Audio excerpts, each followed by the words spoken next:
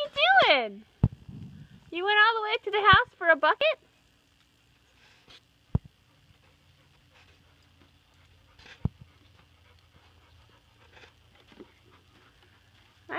What is in there? I bet you $1 million it's a brush. Brushing the dogs. And that's just the grooming kit that looks like mine that I use on the horses. So she went all the way up there and got that bucket and came all the way back.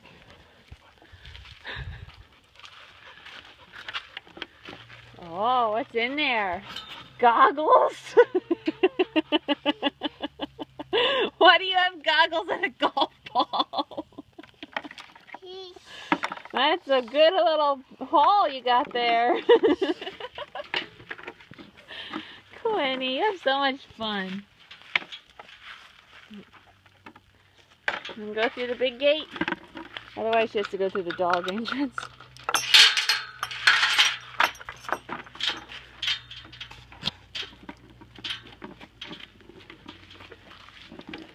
Mommy's almost done cleaning.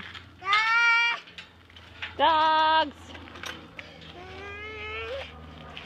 They'll come. Come on, Jeb! Oh, trough's full.